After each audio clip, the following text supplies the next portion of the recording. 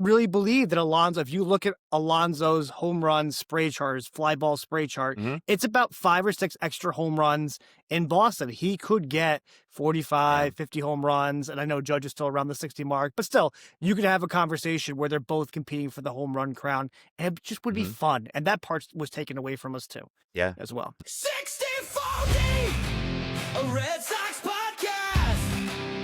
Big John and Sean, hot takes, special guest. This is 60-40. Hey. Welcome to the most electrifying podcast in Red Sox Nation.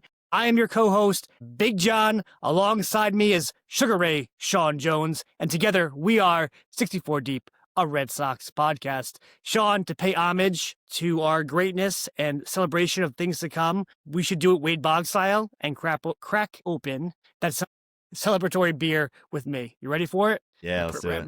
Right next to the mic. There we go. I love that sound.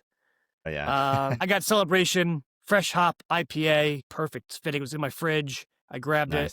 Yeah, it's mine. Yeah, I got a IPA as well as a local one down in Atlanta, Night on Ponce. Very delicious. That's good. I mean, we should start doing that too. We can start talking about our local beers. I don't think we have anything that great up here, but we can have that as part of the conversation too. Yeah. And now that's how you start a podcast. It's in peace, Wade Boggs. Right? Yep, R.I.P. Actually, this is where you're supposed to say Wade Boggs is very much alive, but no, I mean, it's the idea, you know. Yeah, no, I agree. It also goes back to, I don't know if you watch It's Always Sunny in Philadelphia, but there's a great episode probably 6 or 7 years ago where they try to outdrink Wade Boggs. So they do a tally on their shirt. They pay homage to Wade Boggs on it. And then they talk about Wade Boggs being dead. And they said, Wade Boggs roll over in his grave. I'm like, Wade Boggs is still alive. Yeah. I've seen that as well. It's a good one. Yeah, that's good. All right. So to kick things off, a lot's been going on. We've seen Red Sox Twitter. I think it's calmed down recently, the past couple of days. It's calmed down. But we've seen Red Sox Twitter almost want to go into a civil war after the winter meetings have concluded. We saw Will Fleming leave Twitter after one of his posts recently. He's just gone. I think he might be back. I think things have calmed down. I mean, there was two sides of the story. There were people demanding his head. Look, I love to strum up some consternation and I like playing the bad guy. I think it's fun. I like to poke the bear. I feel like some of the things that were said to Will Fleming were unjustified. What's your take on it, Sean? Yeah, I just kind of feel like when you're in the business of news breaking and media personality, that stuff's just going to come. So I don't think it's for the thin-skinned. Obviously, do not support any sort of, threats or just that. There are a lot of bad things said about people on social media for sure. So not supporting anything like that. But I do think that when you're in the business, it's part of the business, unfortunately. So you got to come with a thick skin. And I've seen other guys like Chris Colito kind of lean into it, and just kind of takes it on the chin and almost likes the banter, adds a little sarcasm to it. So again, I'm sure, if he's not back, I'm sure he'll be back. But yeah, it's a fair point. Look, when I was younger, I thought I wanted to be a journalist. I took some classes, double majored, ended up not finishing my major in journalism, but did some really cool rotations with, I forgot the guy's name. He's like, it's embarrassing to forget now, but I've been out of college for 20 years. But he was the editor for the Providence Journal. And he used to talk about journalistic integrity and the importance of getting a story right and not being first. The past 15 years, that's kind of gone out the window. It's let me get first and I'll backpedal out. To your point, it's okay. Look, I'm going to say it's okay if you're willing to take it on the chin, as you just said, right? If you're going to just report first and then you don't expect the backlash, you got to have thick skin. But again, I feel like a lot of this has started to die down. Red Sox Twitter has gone from being this, what do they call it? It's like the 5 signs of depression or 5 signs of grief. Yeah, right. So the first one's kind of like denial or anger, and then you're in denial phase or whatever it goes to. I forgot what they go to, right? Anger first. And now it's just sadness. Like you look over Twitter and we'll get into it. You look over the Twitter landscape and you've got a lot of people just sad, and they don't think Yeah. anything is going to happen. I don't know what your thoughts are on that. Yeah, I mean, I think I know you and I have talked about this a little bit previously, but it's the Red Sox are doing it to themselves a little bit with the big game they've been talking and obviously not following through. I mean, there's a ton of offseason left, don't get me wrong, but I think the emotional roller coaster the fans are going through online is totally fair and justified just because of that.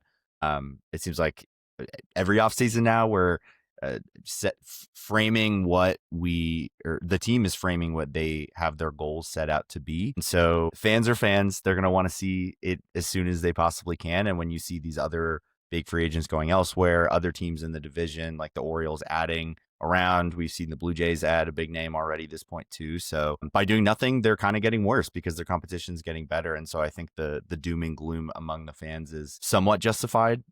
It is just kind of how fans are going to be. They're going to live a little bit more in the moment. And that's why it's the front office's job to stay a little bit more level headed, see the bigger picture. But you can't expect fans to, always be rational, even though it might be a little easier to cope with things if they were. I think that's a good point, and I want your take on the Pete Alonso deal because that started it all, right? Fleming said a big deal was going to happen in 72 hours. Nothing had happened. I think we all felt like Alonso was the best fit for this team. And because the Red Sox didn't sign them, it didn't matter what else was going to happen in the winter meetings outside of like a gigantic signing of like Kyle Tucker. It just didn't matter. And I think that's the powder keg that set it off because we all saw Pete Alonso and said, this is the perfect fit for the Red Sox. And the fact that it wasn't the Yankees that outbid the Red Sox. It wasn't the Dodgers. It wasn't that he went back to the Mets. Those are all big market teams. It's that we lost out to the Orioles, man. The Baltimore Orioles outspent us. And I think that's what angered a lot of people as well. Yeah, and I think on top of it, it on paper didn't really seem like a huge need for the Orioles also, where their pitching is the area that they need to focus more on in terms of adding to improve the team for next year. And they still have a lot of work to do there, obviously. But I think that makes it worse, where it's almost like that was more of a luxury signing for them. Like they already have a really good offense with a lot of guys that can hit home runs over the fence, and the Red Sox do not. And not only was it obvious target, but it filled multiple needs. I mean, Tristan Casas, we fingers crossed that he can come back healthy to start the season. But even if he is healthy, he hasn't been super reliable or consistent when he's been on the field in recent seasons either. So you just don't really know what we're getting out of first base. I know Romy Gonzalez was really solid last season, but I don't know how much we can bank on that again going into next year. Normally when we see these journeymen kind of have outlier seasons like that, they tend to regress back to what they had been, especially given where he's at in his career. So the need was there, first base. We know this has been a left-handed heavy lineup as well over the past few seasons. So he's right-handed. He plays first base. Is he the best fielder? Probably not. But most importantly, he's a lock to hit 40 homers basically every single season when he's healthy. And that's the other thing. He's played 162 games in back-to-back years. So we know what we're getting from a durability standpoint as well. So it was very frustrating. I'm not so caught up on the fact that it was like the Orioles outbid us or anything like that, because I think the Red Sox, they clearly have a mindset of we value a player at X amount. And if they're not comfortable with that amount, then we're okay losing out on them and we'll try to make up for it elsewhere. Not saying I agree with that way of thinking, but that is how they've operated over the past few years. So I don't get too caught up in the Orioles outbid us situation. To me, it's just more about the need and the player. And it felt like a luxury ad for the Orioles and more of a necessity for the Red Sox. And that's why it's more upsetting that they missed out on it. That's a good point. I mean, it's not the same. Like I said, I'm a little bit older than you, but when Nomar was here and Jeter was over there, it was a lot of fun to talk about those two and who was the better player. I am not saying Alonso is better than Aaron Judge, but if Alonso was here, at least from a home run perspective and the home run crown, that would be a very, very fascinating, interesting conversation that we could be having locally on Twitter, etc. Because I really believe, and I know Judge is a better player. I'm saying it. He's a better player. Yeah, from a little bit of an understatement, but yeah. Yeah, but it'd be fun to watch them because I really believe that Alonso, if you look at Alonso's home run spray chart, his fly ball spray chart, it's about 5 or 6 extra home runs in Boston. He could get 45, 50 home runs, and I know Judge is still around the 60 mark, but still, you could have a conversation where they're both competing for the home run crown, and it just would be fun. And that part was taken away from us too. Yeah. As well. No, I totally agree. I mean, like you said, I mean, Judge is in a different stratosphere as an overall player, obviously, but yeah, I mean, those little things can matter when a team has been not overly relevant over the past 5 years, aside from last year. This is a Red Sox team that's been, I won't say a bottom feeder in the AL East before this past year, but at least mediocre at the very best. So even just the little wins like that of competing for something like a home run title can add a little bit of excitement, regardless of wins and losses. So you made a good point earlier, and I want to jump into. I was going to talk about the two Japanese free agent hitters that the Red Sox are going after, but we'll go back to them. I actually want to talk about Michael King, because as we have seen today, the news has come out that the AL East is all in on Michael King, the Yankees, the Red Sox, and the Orioles. And you made the comment that signing Pete Alonso was a luxury for the Baltimore Orioles. And I agree with that. They already have a really good lineup. What they lack is some solid starting pitcher, and they have for the past couple of years. So I made the point, right? If Michael King, and this is crazy even to think of, I'd rather have Michael King signed with the Yankees than the Orioles, because giving that lineup the ability to have arms behind it is extremely dangerous. But I even made the point, it's even sadder that here we sit and we're not even, this is the state of Red Sox Nation and Red Sox Twitter, we're not even here talking about, hey, we should get Michael King. Michael King should be ours, and he should be. He's a Rhode Island native. He's a BC graduate. We pitched for BC. He's made it known sort of that he wants to play for Boston. I said last year, we're going to have Michael King on this team. Now, I'm not so sure. So give me your thoughts on Michael King. A, what's your feeling on him? 2, do you think he ends up in Boston? And then 3, do you agree with me? Would you rather, if we lost out on him, wouldn't you rather have him at the Yankees and then go to Baltimore? On the first point, I'm a big King fan. I mean, just in the last 2 years as a starter, basically a year and a half, I think he missed about half the season last year with San Diego recovering from an injury, but a 3.1 ERA. He's got good stuff. He's just super consistent. I mean, his first year in San Diego, he was top 7 in Cy Young voting. So that's an impressive accomplishment for a guy who is a starter for the very first time. So, do I think he fits the bill as sort of like the as advertised 1B to Crochet's 1A? Probably not. I think he's a little bit of a tier below that. I think he's a low end number 2 or a very high end number 3. But if they were to add him and you've got a top 4 of Crochet, King, Gray, and Bayo in whatever order, and then the fifth slot can be some sort of competition between Early or Oviedo. We'll see what happens with training camp and all that. I'm sure that'll work itself out, but it's obviously good to have those options. But that top 4 is really, really rock solid. And we saw just last season when we had a really solid top 3 with Giolito in the rotation along with Bayo and Crochet. It felt like when those 3 guys pitched, they won 80+% of the time. And they played really, really well with down the stretch, those 3 guys. So we've seen what it can look like when you've got consistent starting pitching over a large sample size. So I'm skeptical that the Sox will actually do this because, I mean, it's well documented the limitations that they've kind of set on themselves from a financial perspective. And I think he's probably going to be in the 80 million range, which is honestly pretty cheap for him. I think among the top free agent pitchers on the market, he's probably the most reasonably priced, at least for what's been rumored. If you're only doing 3-4 years for about 80 million for him, I think that that's a really good deal for a guy that's just turned 30 recently, I believe. But again, I'm skeptical because I do think that they probably are prioritizing the bat still in terms of getting at least one high profile salary guy.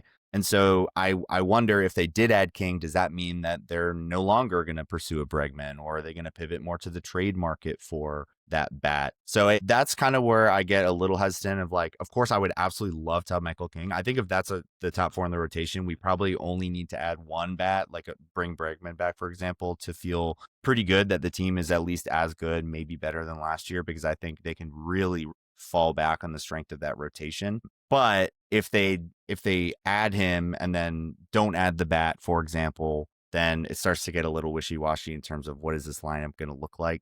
But again, back to your point of the Orioles or the Yankees, I'm a little confused by the Yankees are really even in on him. I feel like they've got a pretty solid rotation of guys right now. I know Garrett Cole may be injured to the start of the season, but Cam Schlittler looked. I mean, we really can't say anything about him at this point after what he did to us in the playoffs last year.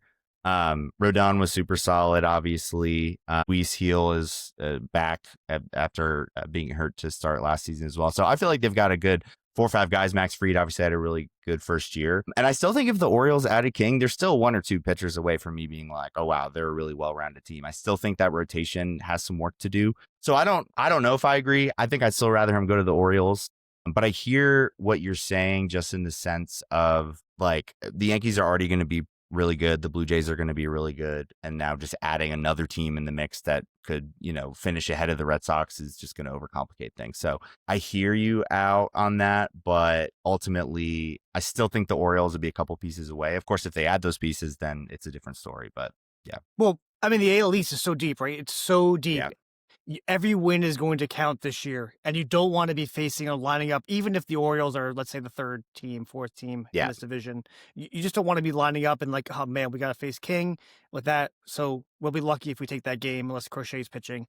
There's a part of that. I agree with you. They're a couple of pieces away from actually being able to be really good, but we'll see what they end up doing for the rest of the year on it. Yeah. It's so, and I agree with you 100%.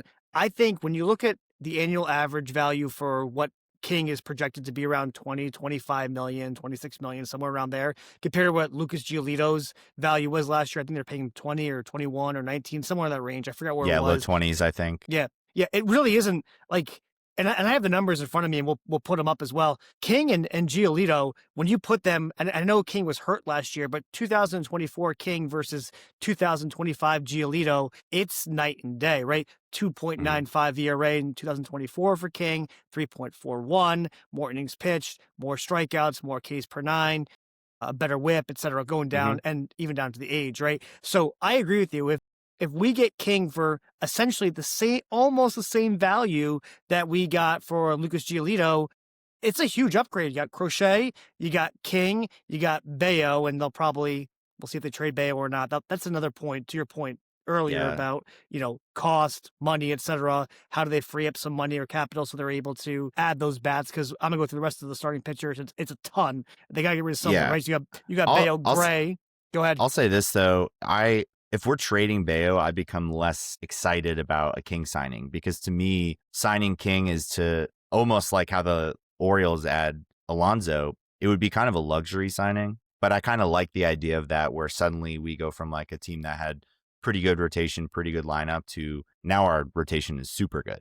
And so if you're just signing King to basically backfill Bayo at a higher price point, I understand that you're going to get something in return for Bayo that may be a bat, but I mean, who knows what his market looks like. But he's also very cheap. I mean, I think he's making below 10 million AAV. 9 point something. I forget what the number is, but you're correct. It's Yeah. 10. And so they've got all these other pitchers to trade from. So from my perspective, I'd rather deal more of the number 5, number 6 guys that maybe aren't going to make the rotation and just make that rotation a really big strength rather than it just feels kind of like a lateral move. Even though King's probably better than Bayo, I just mean like you're still suddenly only have 3 guys that you really trust in the rotation versus making that into 4 is a totally different conversation for me. Well, then let's have that conversation, and we'll go back to the free agents that are currently available. So let's say Bayo's there. So you go Crochet. Let's say they get King, Bayo, Ray. Your 5th starter is going to be either Early, Bully, Sandoval, Viedo. Who else am I missing? Harrison. Cutter Crawford. If Craig does not make a move and move some of these pitchers, Yeah. I'm gonna be up in arms again. Back to Twitter, starting World War III, because that's just mismanagement of a roster. So what do? Who's the 5th starter? Who's your guess as of right now? Saying we got King. Who do you slot in as number 5? Because let me add this to you as well, right? If I'm Breslow, I'm going to hit backlash no matter what. If I don't start Kyle Harrison as a number 5, people are going to say, then what the hell did you let Devers trade for? None of these guys are currently being utilized, right? So that's the first part. And then if I don't put Connor Early in there after he pitched so well down the stretch into the playoffs, again, what are you doing, Cora or Breslow? Why don't you have either one of them in there? Or Sandoval, who you went out and spent this money for, and then you're not using them, mismanagement of roster. Yeah, I think the 2 leading candidates for me would be Early or Oviedo. I tend to prefer and lean towards Early just because we saw he was just damn good down the stretch of last year. I mean, I know he had some kind of easier teams that he wrapped up with in the regular season against. I think he played the A's like twice or something like that. But I mean, even in that playoff game against the Yankees, I know the numbers aren't going to look great in retrospect, but I mean, we watched the game. The defense completely fell apart on him, and he pitched a really solid 4 innings and looked comfortable and was dealing. And then a couple ground balls go the wrong way off someone's glove or just beyond someone's reach, and suddenly 4 or 5 runs on the board. But the eye test for me, he just looked like he was ready to be a major league, at least middle of the rotation arm. Again, the sample was small. I think he only started 4 or 5 games before his postseason start. But I think he's a really good talent, and he impressed me a lot last year. Oviedo, I know a little bit less about him. Obviously, I've looked into him a bit since they added him. But I think that's probably where their head is going, because I think I don't know why they would have made that deal if they weren't thinking that he was going to be a part of the rotation, to your point. And it's just kind of weird roster management at that point. So those would be probably the 2 most likely, I think, and probably my preference. I mean, I want to see what Oviedo looks like with Andrew Bailey and kind of in the Red Sox pitching farm, if you will. And hopefully we can get some more consistency there. But he pitched pretty well down the stretch last year with Pittsburgh after coming back from the injury. And he's still super young and has good stuff. And he's massive, obviously, too. So that's kind of where my head goes. The rest of the guys don't move me a ton. I mean, I think Tolley obviously has a really bright future, but he looked a little bit overmatched. And can we see him pitch 6 innings in a game before we're putting him into the rotation, so that's a little bit of a concern there, even though the talent is obviously there. And then, I mean, between Cutter Crawford, Hunter Dobbins, Harrison, Sandoval, those guys to me are kind of replacement level number 5 starters. So, I mean, Harrison hopefully can be more, but there's a reason that the Giants were very much comfortable with moving him last year, because he just hadn't developed in the way they had hoped after being so highly regarded previously. So I lean those 2. The other guys, I mean, we'll see. But to your point, I mean, I think a deal needs to get made. And I think those guys will net at least some sort of value back. I don't know, probably not as much as Abeyo, obviously. But to me, I'd rather trade those guys for more fringe needs that maybe don't get us the star player, but then just keep Bayo and have that rock solid top 4 in the rotation. Yeah, and I hope Craig is smart enough to get that done. What he's done and shown so far, I don't know about that. Maybe a really smart GM, no, he's not a GM, but a really smart GM is going to take a guy like Oviedo and maybe package him with someone else and then ship him off and get back a bigger reward. Mm-hmm. But what we saw last year is, and that's what frustrated me so much, you get a guy like Tibbs back and we get Dustin May for him, right? So you get this, I'm not sure if I feel like he's a pitcher by trade. He acts like a pitcher by trade, and he treats talent like that as well. I'm going to go to my old man stories, and I'm 41 years old. I'm 41 years old, so don't think I was around during the Ted Williams days, but my dad was. My dad was a huge Ted Williams fan, and one of the knocks on him was he absolutely hated pitchers. He thought that he called them dumb and stupid. When he was the manager of the Senators, he said they're just dumb people, and so he was very much bullish on hitters and just thought pitchers were just not needed. I just don't want Breslow to feel that way too. I just think he overvalues pitchers, undervalues hitters. I need him to shift his mindset and be able to navigate and be able to bring some bats in. And again, if he goes into this season with that plethora of starting pitchers, I don't want to hear about how good our bullpen is going to be. So with that being said, and we'll go into some other free agents, Danny Colom, who pitched very well last year for the Twins. I don't know if you play MLB The Show. I do. His April or May card was filthy. People could not hit him from a lefty. He goes to the Rangers. Wasn't very good. What are your thoughts on Colom? Is he the left-handed bullpen arm that we need, that they should be targeting? I know it's not a sexy move, but what are your thoughts?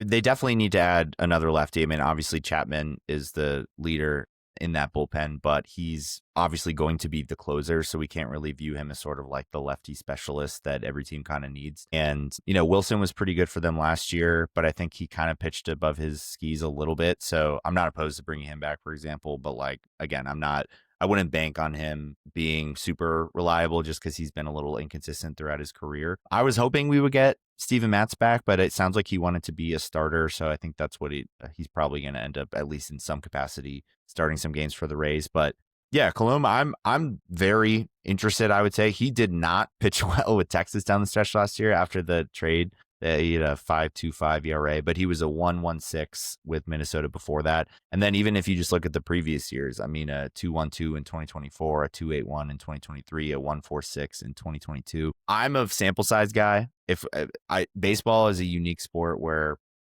it's very common for even the best players to have weird outlier half seasons or even full seasons sometimes.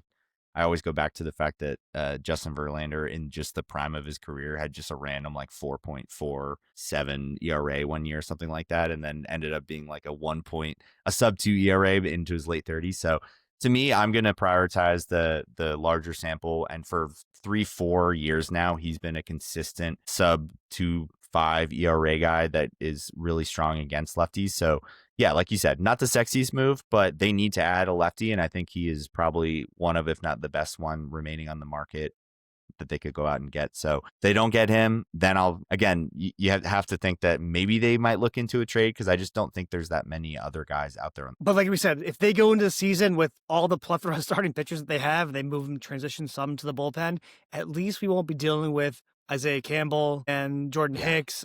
Coming, I mean, that was terrible. We'd be up like 8-9 runs. Like, how are we losing this game? Right? How are we going to blow this game again? This is insane. I've never seen two pouring pitchers. Gasoline on the fire. I've never seen that. I've seen some terrible pitchers come in. I have never seen we're up by 8 runs and those guys come in, and then collectively on Twitter, everyone was like, "This ain't over yet," and they were right almost every time as well.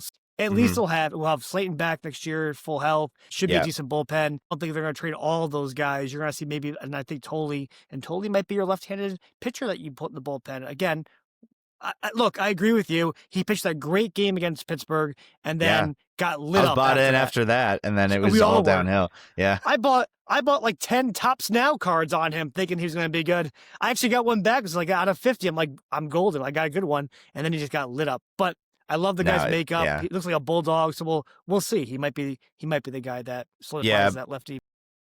I don't know if I'd be the biggest fan of that, just because, like I said, I think it seems like right now his biggest issue is they need to stretch him out some.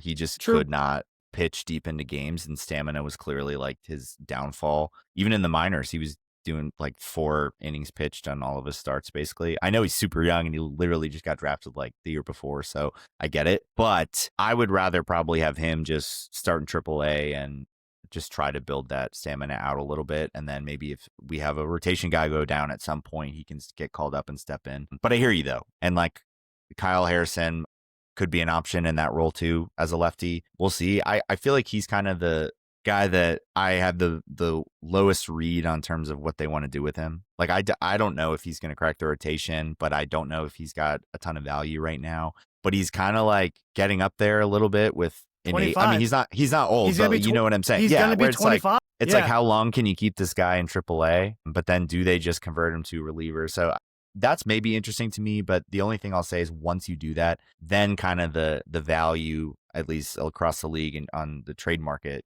it goes down a little bit, where you're suddenly not like, here's this future potential ace that you're trading for. Instead, it's like, well, if you guys really thought he was an ace, I'm pretty sure you wouldn't have him pitching out of the bullpen. So we'll see from there.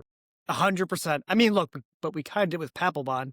I mean, if you remember Papelbon's first season with Boston, he was lights out, and then as a starter, and then they transitioned him to a closer, which we could have another. I actually would love maybe in a future episode have a conversation about, and watching these bullpen guys from Suarez and Diaz sign these large contracts. If I was going to develop players, I'd be developing closers and bullpen arms because of how expensive they become. That's a whole other conversation that we should probably have later. Yeah, but so that's your opinion on. That's your opinion there. And I want to focus on one other move that's been kicked around as well. And that's the Wilson Contreras trade. And I'll give you my opinion on that one. I want to hear from you first. And I'm actually negative about it. I'll tell you all the reasons why I'm negative about that move. Yeah. Let's hear what you got to say about it. I'm not very moved by it. I'll say that. I'm not going to be like, oh my God, yay, we got Wilson Contreras. He's getting up there in age. He's 33 right now, I think. Yeah, he'll be 34 early in next season. He's been a 15 to 20, like mid 20s, maybe home run guy. So he certainly doesn't check the box of like a 30 plus homer guy that we've been wanting to add. But I'll say this, look, I'm not going to be overly excited if we get him. But if the alternative is we don't add a second bat, then I still think it's better than that because it's low risk. He's only got 2 years left on the deal. He did play very, very good first base last year defensively, so that would be a big upgrade there. I don't know if he's just like fully given up ever trying to play catcher again, but at least there's like some potential versatility there if it was like an emergency thing where we needed another catcher or something like that. But he's probably more first base DH guy at this point. But yeah, I mean, I again, the numbers are declining a little bit, which makes sense because of the age. I do think that because he switched positions, it could potentially help the normal decline we see out of catchers. I know we've seen guys like Mike Napoli who switched from catcher to first and kind of prolong their career because they were able to maintain a lot of the offensive production without the wear and tear of catching 160 plus games. So I say all that to say, would I be overly excited about seeing the notification come through? No, but ultimately I think the Red Sox are a better team having him versus having nobody in that spot, if that makes sense. I hear you. Here's my problem with him. And you're right about Napoli. It's a great point.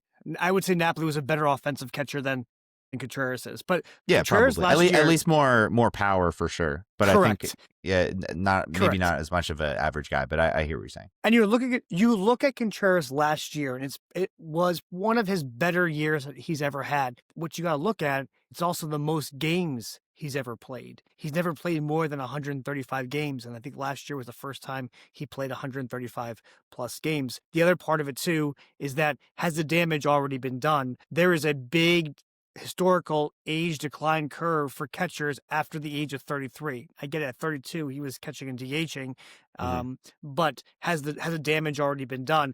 I can give you guys like Brian McCann's Brian McCann's one of the best power hitting catchers, probably the last 10, 15 years. And at age 33, his average, so age 33, 241, 18 home runs. Age 32, 242, 20 home runs. So he's right there, age 32, 33. Age 34, he falls off a cliff. Bats 212, 8 home runs, 611 OPS, and then retires at 35. Matt Wieters is very similar. There are exceptions like Salvador Perez, and I actually want to have a conversation about the 2027 season and the impact it's having on signing free agents, because I personally believe we're not going to have a 2027 season, which might be one of the reasons why Contreras is appealing, because you only get him for 1 year. 27, we're gone. Club option, and you cut him. He's really becomes a 1 year thing. I think what upsets me the most about it is that the fact that we are trading our prospects, and we'll get to this too. We're trading our prospects to make it look like we're a big market team instead of spending the money, and that's my concern, right? No, I totally hear you on that. I mean, of course, we've built up this impressive farm system that, if guys are blocked, then trades just inevitably happen from that, and you're trading from a position of strength. But I totally hear you. It's like, why, if there's as good or better players available for just money where you can keep all your prospects and assets, it's like, why wouldn't you do that if you could? I do not know the conversations that Breslow and John Henry have and about any financial limitations, but I hear you, because that's probably, if anything, the number one frustrating thing for me. Yeah, and also it probably tells us that something went wrong. And what I mean by that is there was probably some expectation during the winter meetings that maybe they felt like they were going to be able to sign Alonso or grab somebody, because the fact that they're pivoting to Contreras, the question I'd ask is, well, then why didn't you make a trade for him with the Sonny Gray deal? Yeah, it's fair. Right? So yeah. If you're going to sit there and say we're going to make a trade for Contreras now, why didn't you do it with the Gray deal? Yeah, I think that's fair. And I think the easy answer is because they thought they might get Alonso, and then making that deal would almost like remove them from that conversation. I mean, maybe not entirely, unless you were like trading Casas and Yoshida, etc. But yeah, it's a fair point. And I think going back to the initial question of like, how do I feel about it? I think it really depends on what the trade looks like too. I mean, he's somebody that I feel like I don't know what his value is. I don't perceive him to be some overly expensive asset to trade for. So if we're trading like non-top 10 prospects and nobody really from the big league roster, unless it was like a Hunter Dobbins or something like that, who I'm like, okay, he's fine, but is he ever going to be anything more than a number 5 starter anyway? I'm not sure. Like if it's a low return like that, then again, I'm like, that's fine. Like it wasn't my first choice, but again, I think having him on the roster versus having nobody on the roster in that spot is still a net positive for the team. But if they do some crazy, like we're having to give up a top 10 guy, or like again, if we sign King and then like Bayo's in the deal or something like that, then that you totally lose me there, because he should be a guy that should be easy to get. He's old and declining. He's, I mean, not super expensive, but like the AAV's like decently high. It's just shorter term, so that's what makes it a little bit more appealing. But again, he's like the first baseman type players just have less value across the league. So I think the return is a huge factor in how I'd actually feel about the deal. It was very interesting. We'll pivot in a second. What's very interesting is when the Cardinals signed Contreras, there was a belief or feeling from a lot of the Cardinals fans that this was a big mistake because they didn't realize how bad he was defensively. Yeah.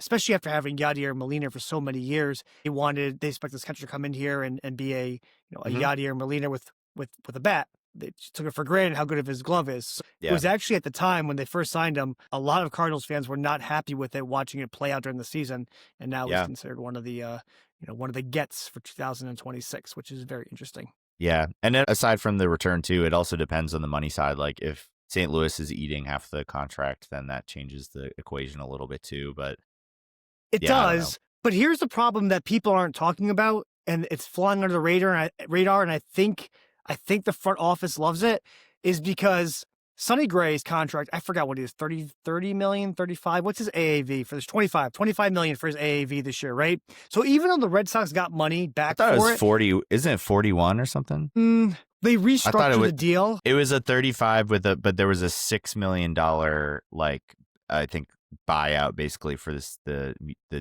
team option or something. Yeah, so for the it next ends year, up being 41 total. But yeah, I think they ate 20 of it, so we're paying 21 for it or something like that. And I forgot what the AAV is that actually hits against our salary cap, but it hits against our salary cap. Same with Contreras. When that contract comes over, however it's structured, it hits against our salary cap. And we have seen the Red Sox will not go over that second threshold. So it just concerns me. We tap out at some point. They're just not going to spend the money or be creative the way the Dodgers are. So that's the other part that worries me too. Because if you get Contreras and that contract, how do you get Bregman? How do you get King? How do you get Bregman? How do you get another bat? It's just, right? Yeah. That's the part that I worry about. Really creative. Yeah, and just like I said, I agree with everything you just said there, but I was saying in the absence of like nobody, for example, like if we add just Bregman versus if we add Bregman and Contreras, like I'd rather us add both versus adding nobody. But if we can get somebody better than him in that spot, then of course I'm totally on board with that, and I agree. But it totally depends. And like maybe they can get a little creative. And again, I don't know what St. Louis's appetite for this would be, but maybe Yoshida's in the deal. And I'm like, is Contreras a better hitter than Yoshida? Maybe, maybe not. I don't really know. But the point is, he's positionally a little bit more versatile, where he's actually a good defender when he's on the field. And two, he plays a position of need. So for me, even if you think Yoshida's a better hitter, which again, I think they're very different style hitters, so it's a little hard to compare. It's more personal preference on what kind of profile you like there. But I'd rather have Contreras than Yoshida, even just money and years on the contract aside, just because of the fact that he plays first base. And we have a lot of question marks at first base, and Yoshida basically having to play DH already kind of handcuffs the team a little bit. Yeah, I agree with you. I'd rather have Contreras over Yoshida as well. It fits the team mold better. Let's get to Bregman, though, because you kind of brought it up, but I want to get to Bregman. If you look at his numbers in 2025, they're solid. He batted .273, 18 home runs, 822 OPS, so he's over the 800 mark. So been hard hit percentage of 44%.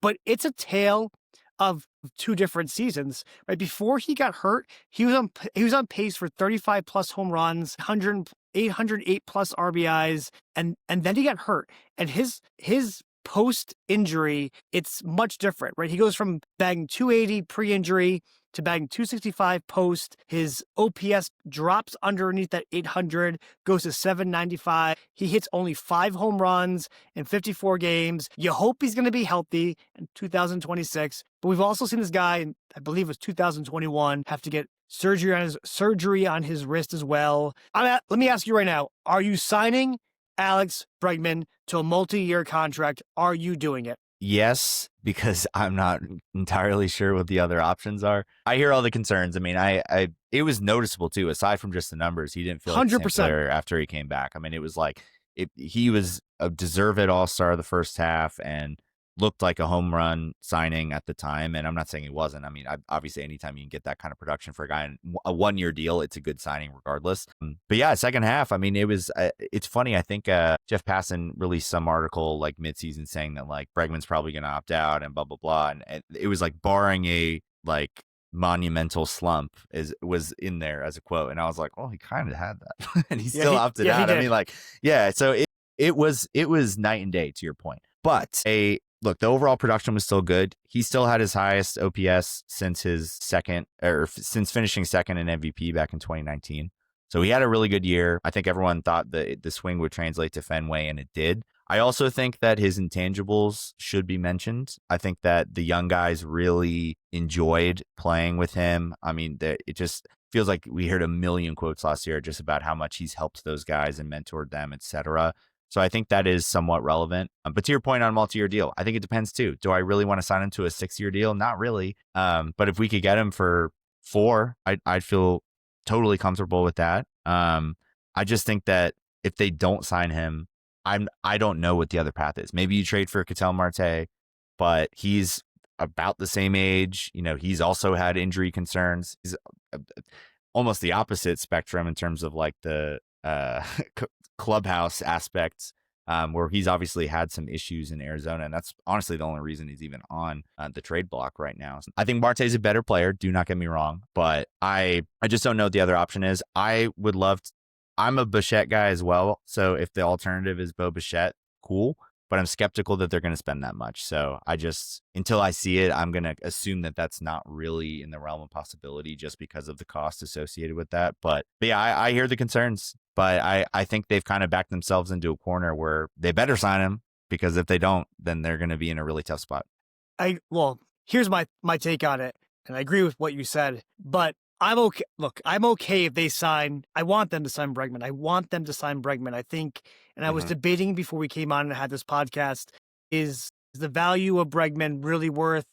Can we continue to use the excuse that he's a great clubhouse person and that should justify X amount, $1 million more just because you're great for development? You should be able to do that with your development team. That's why you have them there. Yeah. But if they're not doing it, then what's the point of them? So, and I agree with you. I would love to have Bregman back. I'd actually would overspend for him just because I think they need to. It's desperation. They have to. You got to overspend to sign anybody's. I agree. And they got to start learning to do that.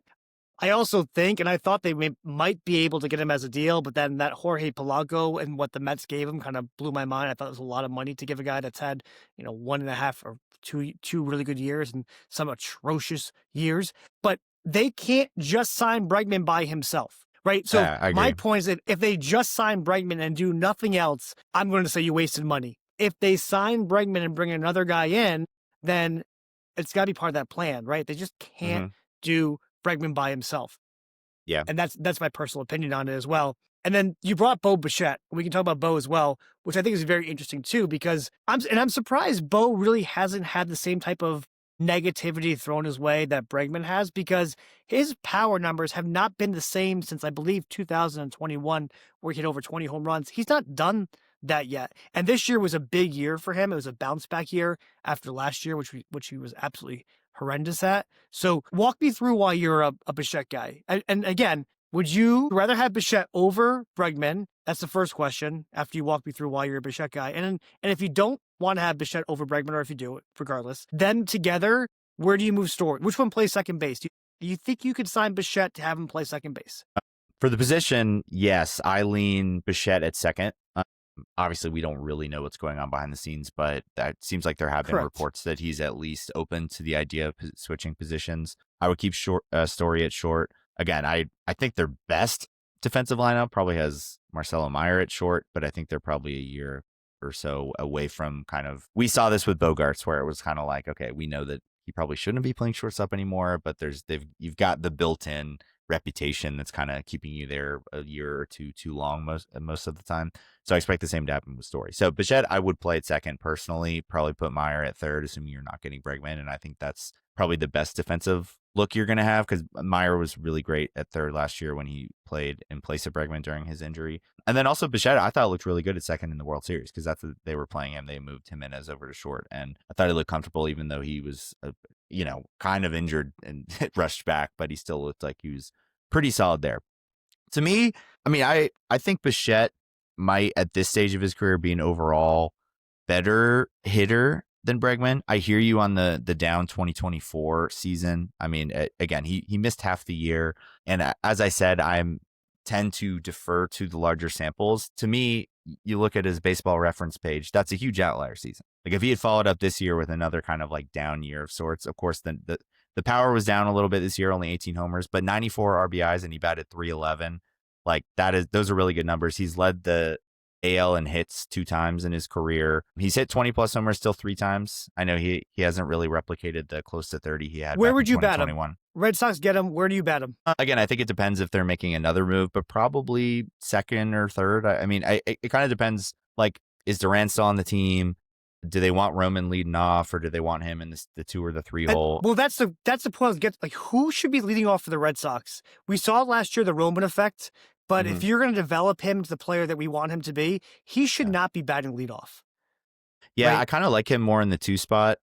But to your point, Duran is I guess, somewhat logical leadoff guy, but I think people think maybe 50-50 chance at best he's even on the team next year. So if he's not on the team, then it becomes this sort of like, well, there's not really an obvious fit for who would lead off. I think in a best case scenario, we get a Marcelo Meyer breakout year, and maybe he's someone that could be interesting in that spot. That's a good take. But I don't think that is something you can bank on. Like, I don't know if I'd feel comfortable with him doing that on game 1, but I think maybe by midseason we can see. But again, he's got to stay healthy, and he's got to get reps. So we'll see what that looks like. But other than that, I agree with you. I don't think, you go down the list, Story.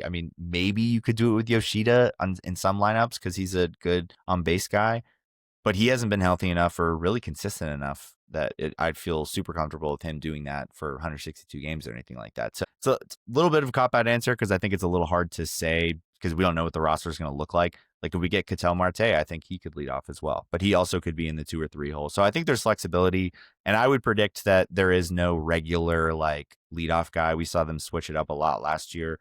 Duran was lead off some games, and he would bat 6th in other games. And then Roman was lead off, but then they'd move him down to the 2 or 3 spot. So I could see it being a little bit more matchup dependent. They even were like leading off Romy a lot last year, which again, I loved everything Romy did for the team last year, and he was so much better than anyone could have expected. But I kind of I am going to lower my expectations for him next year, just because it was kind of an outlier year for him, and he's bounced around. So I wouldn't be surprised if we've seen this with guys in the past, like Daniel Nava, who had this really good one random year where he batted 300, and then the rest of his career was just kind of like meh. So I could see Romy having similar. I actually have a tremendously locked in t-shirt in my closet over there. I actually got one.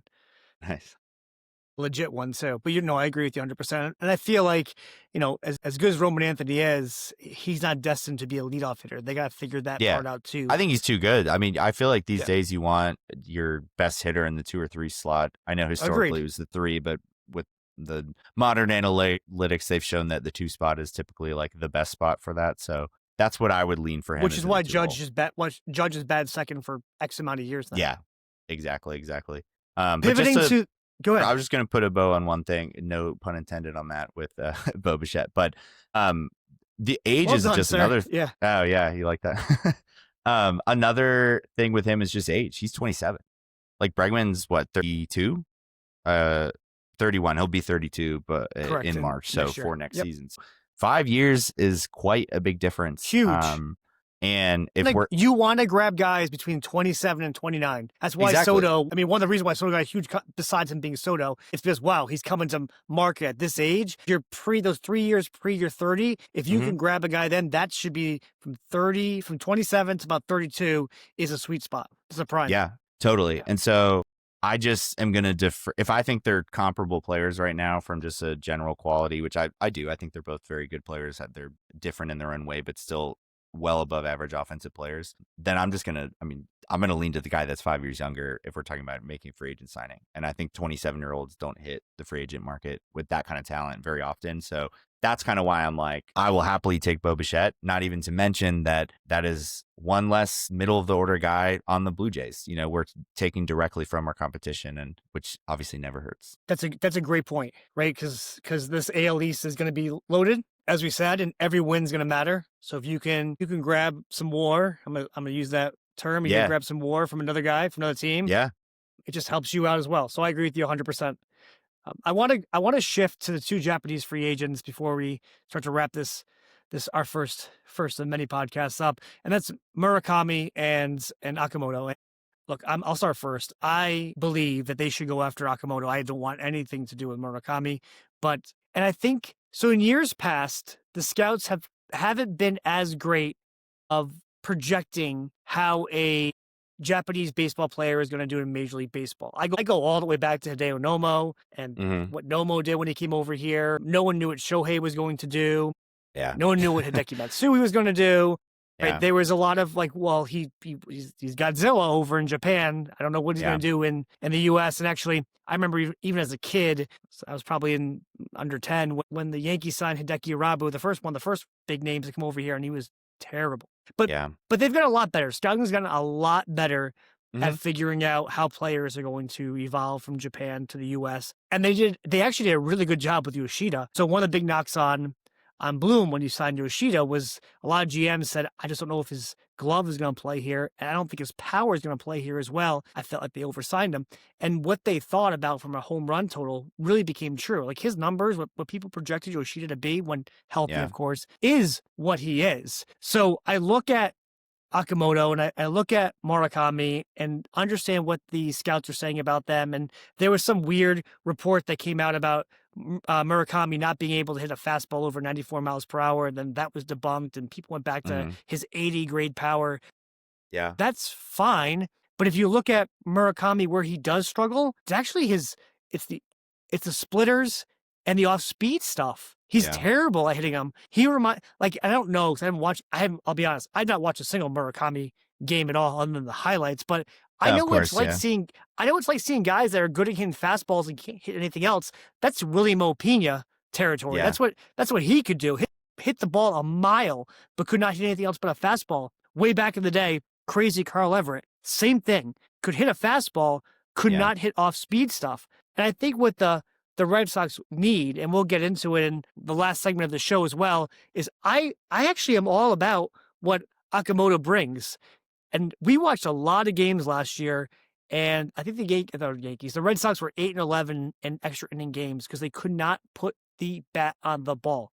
They would be a guy on second base with no outs, and it would strike out, and they could not advance that runner over. Well, the bases loaded thing was getting bad too. So crazy, right? Absolutely crazy. Like I'm tired of it. And so bringing a guy like Okamoto over, even though maybe his numbers aren't great, and I can break down some of his totals and we can put it up on the screen as well.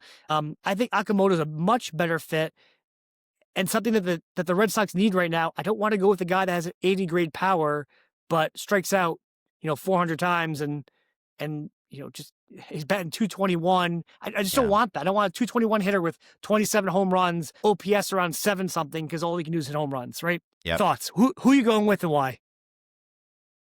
Yeah, I think, well, again, the nuanced answer is that obviously, again, depends on the cost. It sounds like Murakami's going to command a bigger deal, but he does sound very polarizing from all the reports. So I'm not overly confident that he's going to get some massive figure either, just because it seems like there are a lot of teams that are scared off by the strikeout frequency, which you'd only imagine would go up in Major League Baseball just because the pitching across the board seems to be a little better.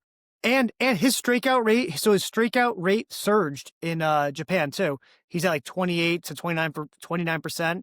And prior to that, he was actually lower. So he's doubled down on going for that home run ball, for that exit velocity, right? Yeah. So I think he's obviously a lot younger though. He is. He's 25. Okamoto's 29.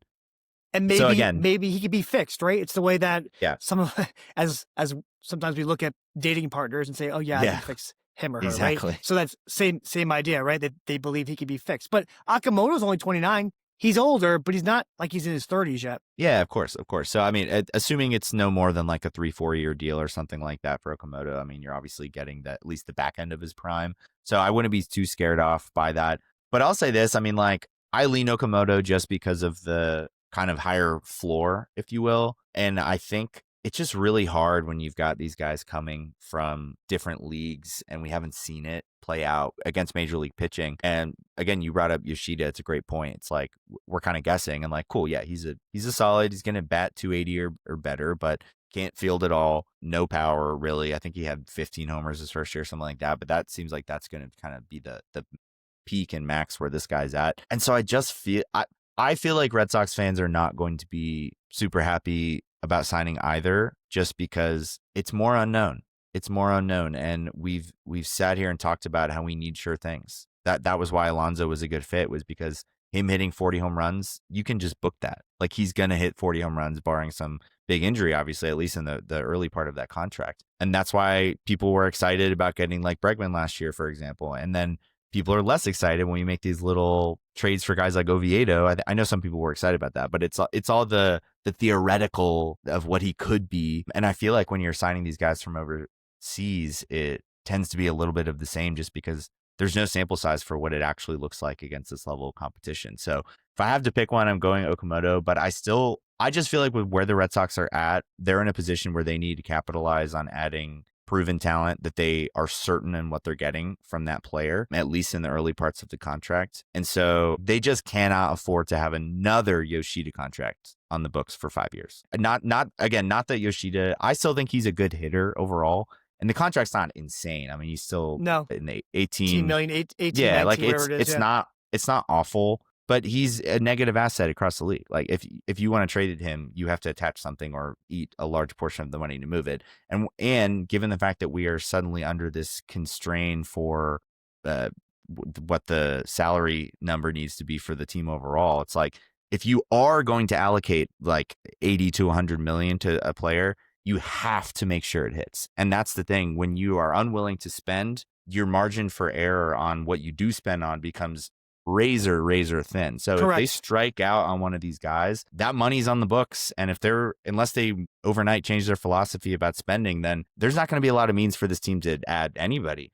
Yeah, they used to be able to, and the Yankees were very good at it as well. You could spend your way out of mistakes. Okay, I gave a guy, $50 million that he should have gotten $50 million for. That's fine. I'll double down and grab Pablo Sandoval. Yeah. When Dombrowski was here, Yeah. Sandoval, and then I'll just double down and grab someone else, and I'll spend my way out of it. They're not doing that anymore. So you're 100% right. Really quick story. I remember when the Rockies tried doing it. So the Rockies years ago went down. They got Darryl Kyle, Denny Nagel, and for those old heads like myself going back to those days, they were some of the best pitchers that were on the market. They spent a ton of money on them. They came to Coors Field and well, they didn't know then, but curveballs, breaking balls don't play in Coors Field. And they got absolutely hammered, and it hamstrung them. It killed them. They couldn't go out and get anyone else. They had to live with the Denny Nagel, Darryl Kiley money for years, and it killed the roster. And I feel like the Red Sox are kind of there too.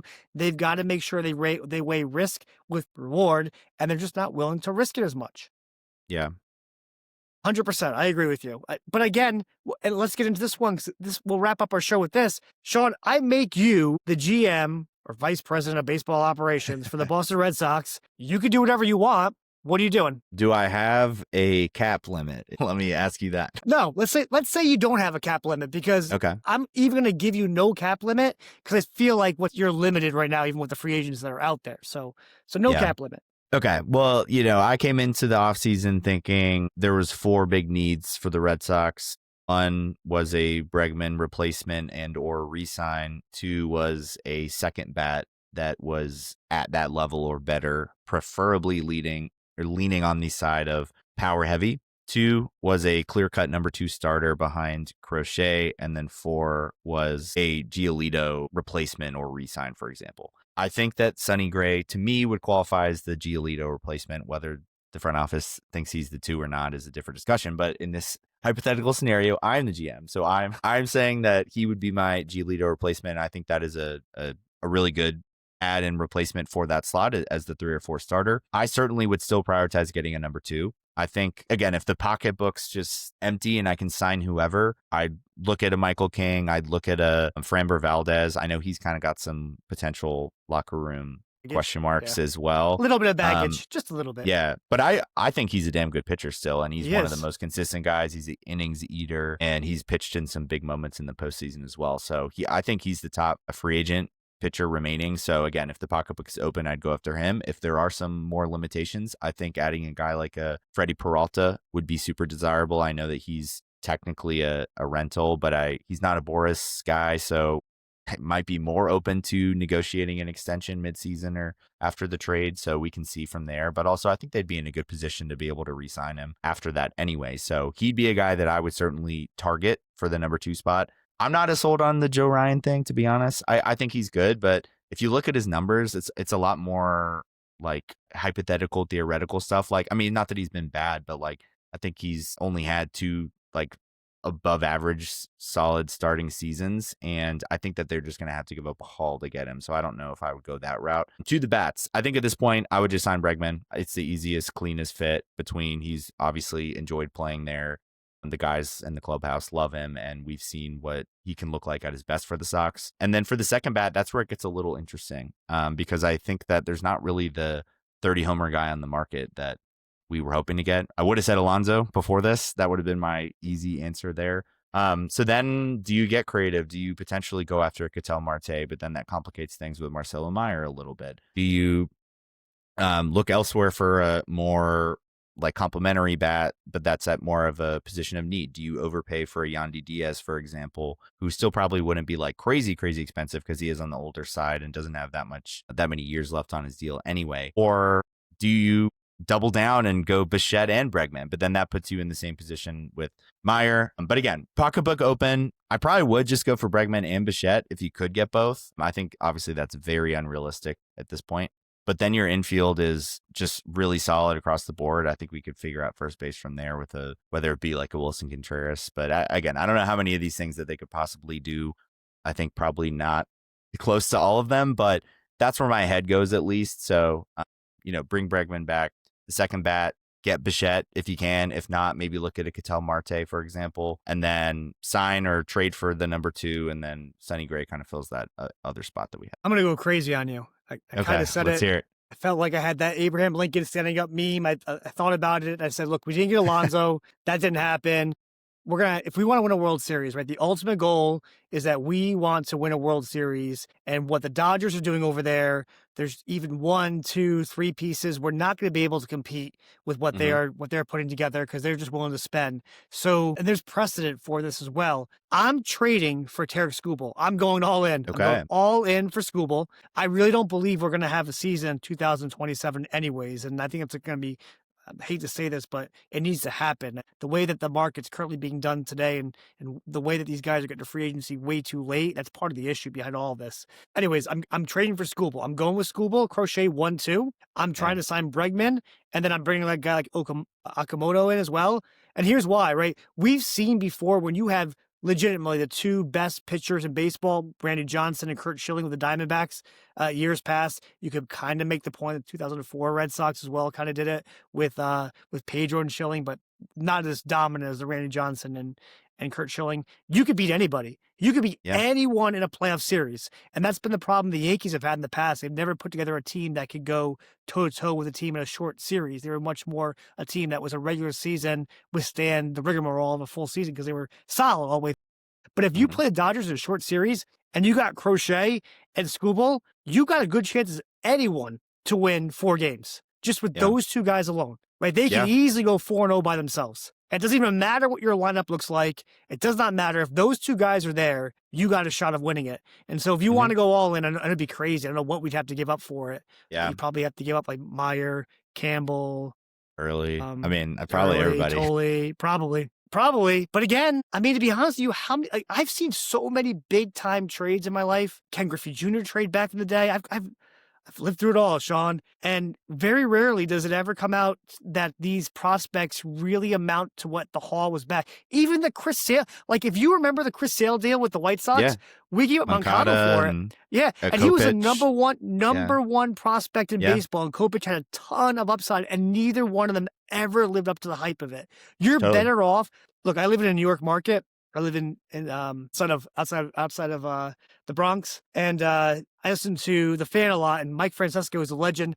Would make the comment to a lot of the Mets fans: you're way too obsessed with your homegrown talent. If you want to win championships, you got to let it go. And you just can't worry about because they were yours or you grew up with them that you want to follow them through. If you want to win championships, that's what you do. And that's my personal opinion. That's what I think they could do, and they could win a championship if they did that. It's risky, no guarantees, but I think you could do it.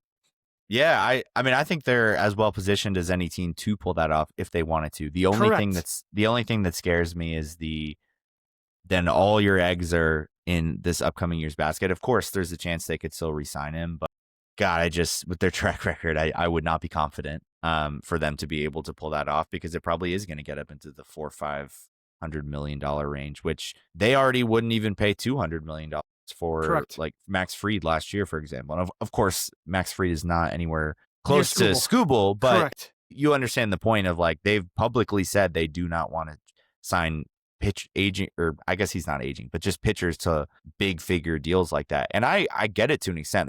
There's a lot more instances where that did not pan out than when it did.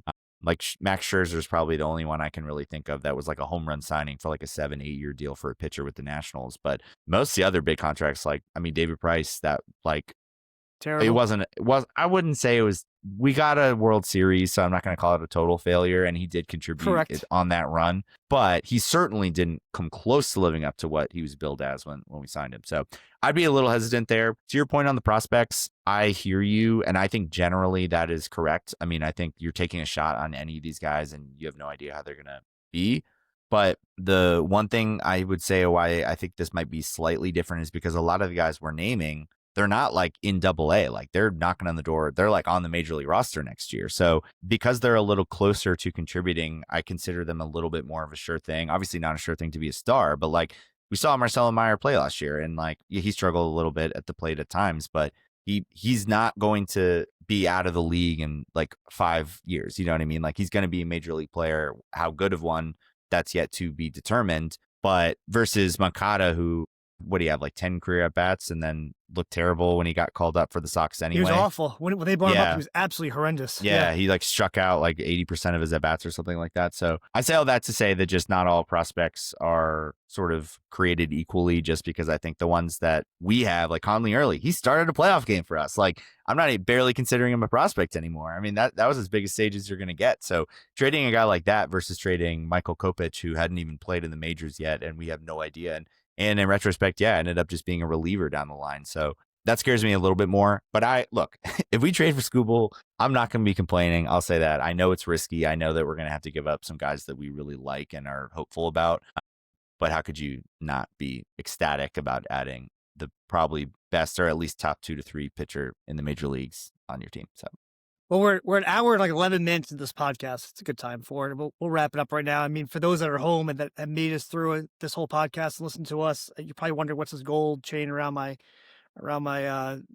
neck. I've showed up here. That's a Mo Vaughn 1 of 1 Topps Chrome autograph. It's good luck. I put it on, wear it. I feel like nice. it's a good luck charm for our first night doing this one. And then again, my beer is empty. That also tells me that the night is over. Yeah. But Sean, great doing this with you. We'll continue to have these conversations. Look forward to the rest of the season. Look forward to, after the holidays, hopefully something has been done. If I remember correctly, when was the Kurt Schilling deal done? Do you remember? I believe it was like was it right around Christmas Eve or Thanksgiving? Yeah, I remember I watched the documentary recently, the comeback one.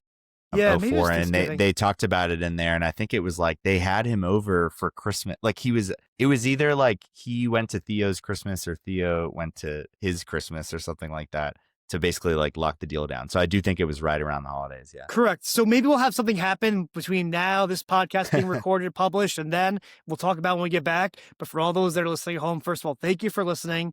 Hope you guys subscribe. Have a Merry Christmas and a Happy Holiday. Anything you want to add, Sean? Nope. Just excited to be doing this with you and just continue these combos. And thanks everyone for listening. And like you said, John, Happy Holidays. Awesome. Have a good night, everybody, or a good day, depending where you guys are when you're listening to this.